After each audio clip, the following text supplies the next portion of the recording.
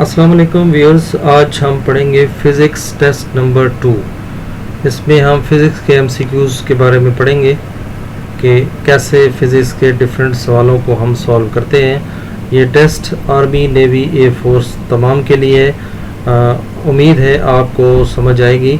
फिर भी जहाँ कहीं आपको समझ ना आए तो आप पूछ सकते हैं। स्टार्ट करते हैं। पहला क्वेश्चन है ohm is dash kind of lever. तो ओम जो है this is first kind of lever है। The time period of a body attach to a spring. तो इसके लिए जो टाइम पीरियड का फार्मूला है T is equal to 2π√m/k। When light enters from denser medium to rare medium turns dash from away from perpendicular। ठीक है, तो यहाँ पे away आएगा। नेक्स्ट क्वेश्चन है the flight of bird is dash Newton law of motion. Flight of bird यानी परिंदों का उड़ना जो है ये कौन से न्यूटन लॉ को फॉलो करता है? तो ये थर्ड, क्योंकि एक्शन एंड रिएक्शन इसमें हो रहा होता है। तो हवा को पीछे परिंदा प्रेस करता है तब आगे जाता है। इज दैट फोर्स, कौन सी फोर्स है which produce an acceleration of 1 metre per second square in 1 kg of body. तो ये कौन सी फोर्स है? इसको हम न्यूटन फोर्स कहते हैं कि newton is that force which produce an acceleration of 1 metre per second square. Then in capacitor Q में कैपेसिटर किसकी इक्वल होता है? ये CV की इक्वल होता है। ठीक है, C for capacitance and V for volt.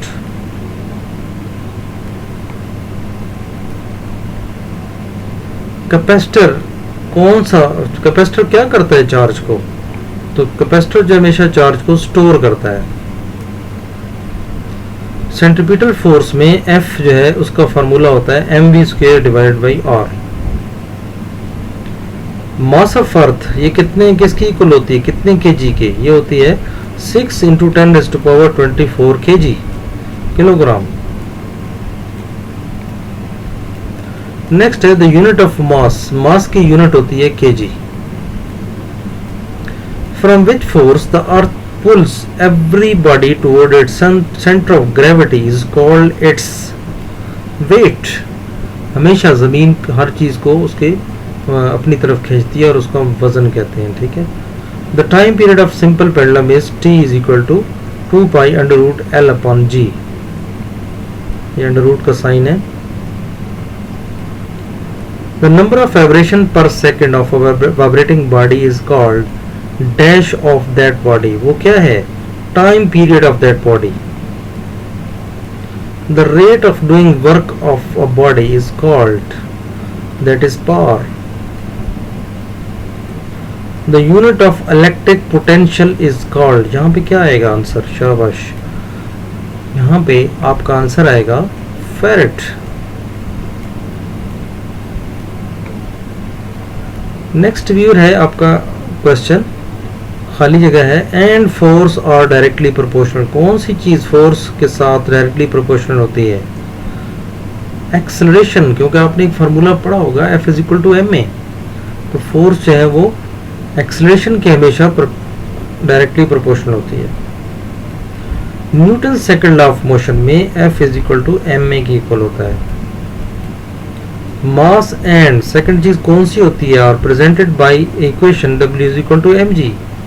तो उसमें ग्रेविटेशनल एक्सेलरेशन, ये दोनों जो हैं वो प्रेजेंट होते हैं इस इक्वेशन में। नेक्स्ट है if temperature of the body is 100।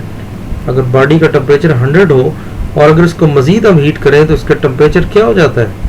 इसका टेम्परेचर सेम रहेगा, क्योंकि 100 के बाद टेम्परेचर सेम हो जाता है। ठीक है, When a pressure of a body is increased, then its temperature, जब प्रेशर बढ़ता है तो उसका टेम्परेचर भी बढ़ता है। ठीक है, value of capital G in gravitational constant. Gravitational constant में वैल्यू ऑफ G क्या है? This is 6.67 × 10⁻11 newton metre square per kg। यहाँ व्यूअर्स याद रखें कि ऑप्शंस में आपके पास kg भी हो सकता है, kg स्क्वायर भी हो सकता है, तो वो ऑप्शंस में जरूर गौर करना है। डायमीटर ऑफ अर्थ, अर्थ का डायमीटर क्या है? ये डायमीटर होता है 6.4 × 10⁻6।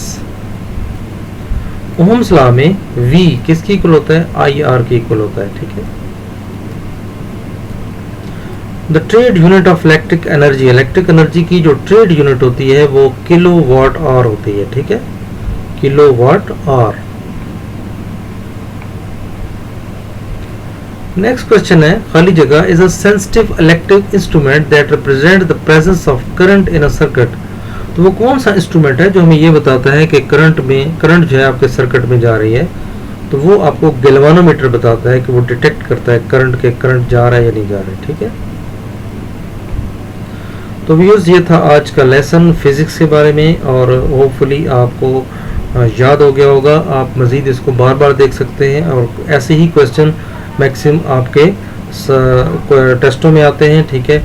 इनको अच्छी तरीके से याद कर लें ताकि आपको टेस्टों में कोई प्रॉब्लम ना आए। तो मज़ीद भी इंशाल्लाह जो टेस्टों में मुख्तलिफ सवाल आते रहते हैं तो उसको हम वीडियो बनाकर इंशाल्लाह आप तक शेयर करते रहेंगे ताकि आपको किसी भी टेस्ट में कोई मसला ना आए। थैंक यू, दुआओं में याद रखें। अल्लाह हाफिज़।